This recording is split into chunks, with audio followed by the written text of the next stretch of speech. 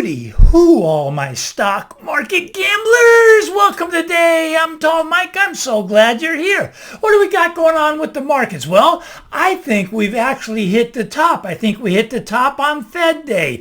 Since Fed Day, we've come down, bounced back up, but I think we've seen the top. Now, I thought that previously because the HYG dropped below the 20-day, dropped below the 50-day, but then it bounced right back up. Now, right now, the HYG has come down sitting right on the 20-day, but I think that the market has actually made a top. Very possible, very possible. Maybe they push it up a little higher. Tom Lee says 7,500. I don't think so. I think we're seeing the top right now. I think that the Fed Day was the top. Now, here's why I think that. You see, the Federal Reserve, they cut the rate, right? They cut the rate, and they're trying to juice the stock market, but it's not working. Stock market came down, right?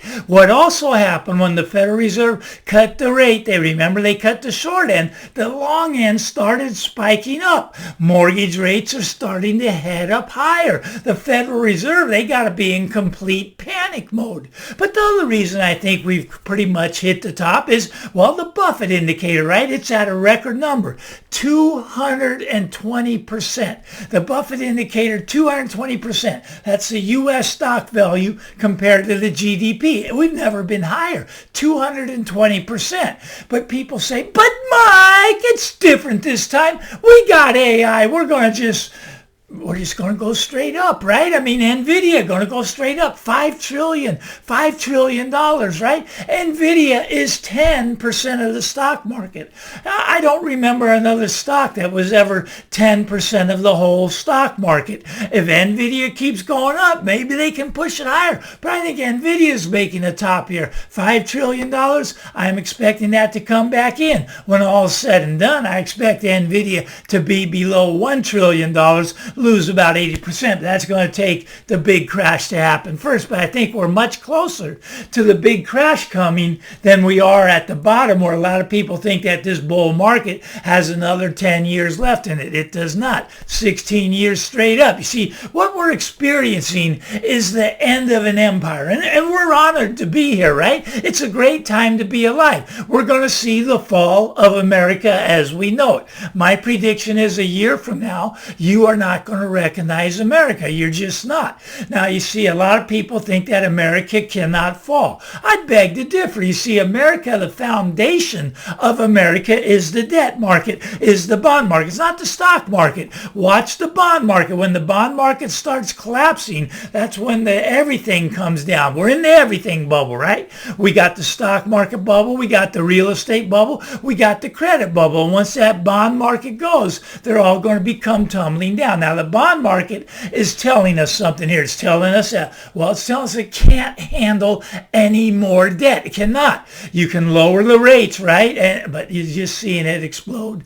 Higher interest rates on the long end, which is sending the bond market lower. The 10-year, the 20-year, the 30 years already starting to come in, right? Look at the TLT. It's down, it's down, it's down. Now, I look at the HYG to see how the stock market's going to do. And like I say, if that can pull back below the 20-day, below the 50-day, and those are really close together, I think that that's going to be the end of the market as we know it, right? Eventually, this is going to fall apart, right? But I mean, at some point. But you can tell, just gold. Look at gold, right? It's making a screaming statement, right? Went from 2,000 to 4,000. Okay, so it doubled, right? That's telling you something. That's telling you we have a big problem right now. We have a big problem in the market. But my gold was 4,400 and now it's down $400 to 4,000. It's very fascinating, right? They slammed the paper market from 4,400 down to 4,000. How'd the physical market do? It only came down a couple $100. Why didn't it come down 400? Because the physical market is starting to break away from the paper market. Yes, the GLD got slammed, but the physical market didn't get slammed at all. I mean, you go out and you look at a gold buffalo coin, right? I mean, they were selling for about 4,600 at the top, and now they're selling for about 4,400. Came down about $200 on the physical, but the spot price came down $400. They're trying to manipulate it lower. I get that. They want to manipulate it lower so that you don't notice that there's a problem. You see, my take is we are already in a Great Depression for many people. We've been in a Great Depression for quite a while. People don't get this. People don't understand this. They don't study this, and they have no idea what's going on, and it's going to blindside them, right? When it all comes together, when it comes tumbling down, people are going to go, wow, I thought everything was great. The Donald, he told us the best economy ever. Best economy ever, right? What we got? We got 42 million people on food stamps. It's the SNAP program, right? Now, in the Great Depression, we'd see the soup lines go around the building, right? They had soup lines and people went in to get fed, right? Because they couldn't afford food. But today, it's a little bit different, right? You get your EBT card and it comes on your phone and you can go in and buy your groceries. Now, with the government shut down, a lot of the SNAP benefits are going away, which are basically food stamps, right? But they're going to come to a last minute decision. I believe that because they want to avoid the pitchforks. Is 1 out of every 9 people, you walk to a mall, walk by 10 people, at least one of them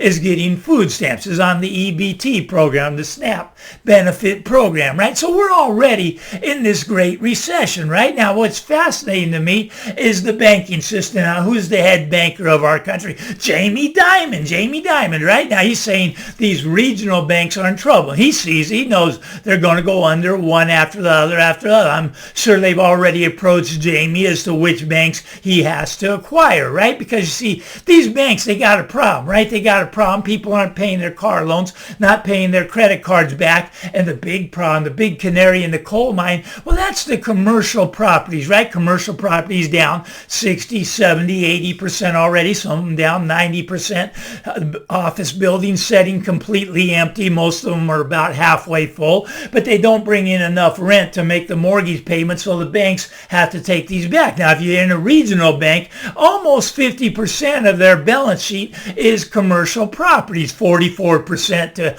be exact number, I guess, and that's why Jamie's calling them a bunch of cockroaches, right? And these are going to get stamped out. All these banks are going to go down, and we're going to be left with just 4 or 5 banks, and it's all planned out that way. They want it that way because it's easier to manage when you only have to manage 4 or 5 big conglomerates, big banks, right, to get rid of all these little ones, and we'll just deal with the big ones, right, the ones that are too big to fail. But the markets are going to start to come in, and this is going to put pressure on the banking system. You see, we can't have a recession right now. We have a recession, we're going to get tax receipts will go way down if the stock market comes down. You cannot let the stock market fall. They have to do whatever they can to keep it printed up, print that up, print the stock market up. And maybe they can do that, right? But that's why you got to get into the real money, into the gold and silver, because they're going to try to print the stock market higher. I don't know if they can do it. At some point, they're not allowed to do it because the debt market, which is the bond market, cannot handle any more debt.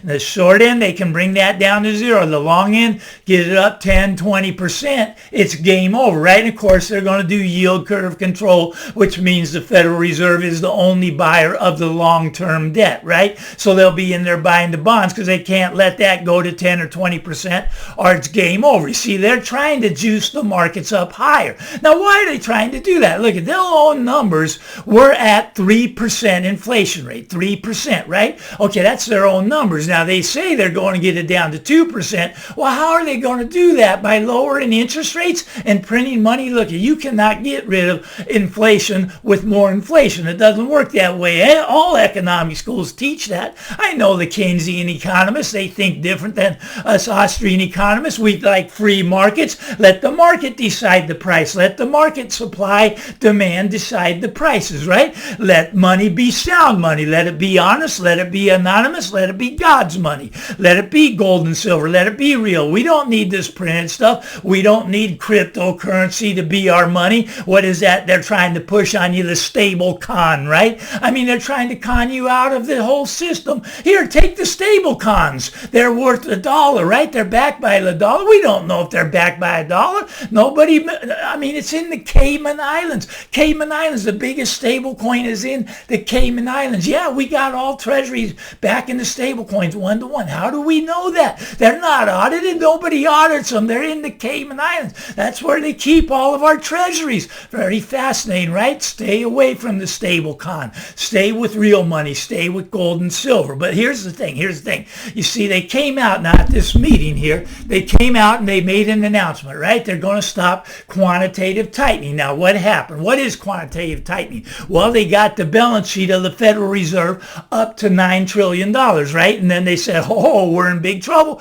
We got to sell some of it off. So they sold it off. Let's use rough numbers. Let's say they sold off $2 trillion. We're down to about $7 trillion. And they were going to say they were going to sell it all off and get back to zero where they should be. But they realize they can't do that. So they're stopping quantitative tightening, right? Okay, so they're stopping quantitative tightening. Now, what's the next step? I mean, anyone with common sense could tell you the next step. You're right. It goes from quantitative tightening to quantitative easing. Now, they're going to start the quantitative easing. Once again, how are they going to start it? They're going to start it with the stable coin, right? They're going to start to send them out to people to get you accustomed to the system, right? To get you accustomed to these worthless tokens, right? That's what they want you to be in. Now, look, they're going to send you 2,000 of them, right? Now, if they're going to tell you it's worth $2,000, maybe it is, maybe it isn't.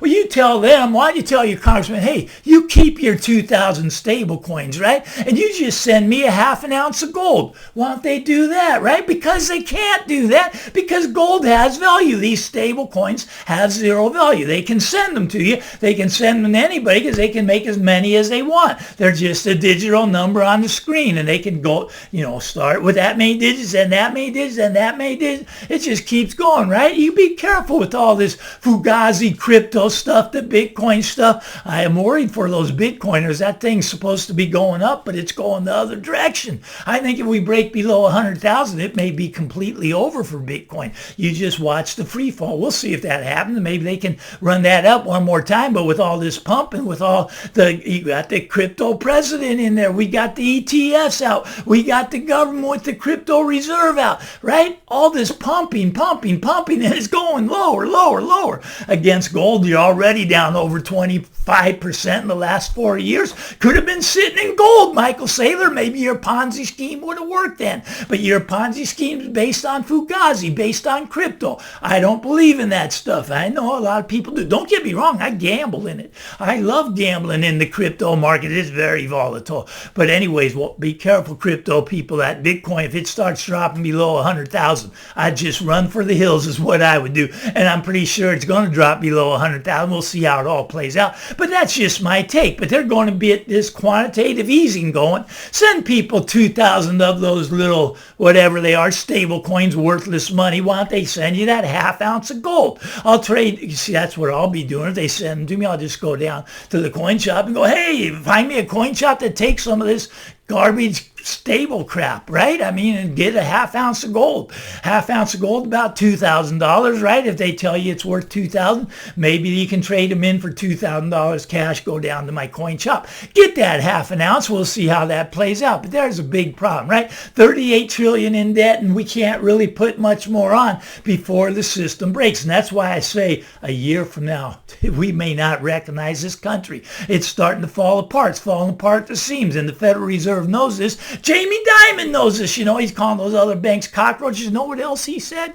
He said that gold's going to be going to $10,000. Jamie Dimon. You got to understand, since all the time Jamie Dimon's been president of J.P. Morgan, he hates gold. He doesn't want you in gold because gold's out of the system, right? So he missed the run-up where I started buying. Tall Mike started buying back here below $300 all the way up to $4,000. But now he's starting to panic. He wants to get on the boat, right? He wants to say, hey, I believe in gold. It's going to 10,000. You see a lot of these crypto podcasts, these Bitcoin podcasters, you know what they're coming out with? They're coming out with gold podcasts. They're saying they were on board with it all along. All of a sudden they're shifting from Bitcoin to gold. Very fascinating to me. Scary times we live in. Fascinating times we live in. I mean, wait a year. Wait out housing market 6 months. You'll see it start to come down. I really think you will. I think it's all starting to come apart. It's a house of cards, and you got to just watch what's going on. Get some popcorn. popcorn, get a soda, sit back. I'm Tall Mike. Give me the thumbs up, punch the subscribe button.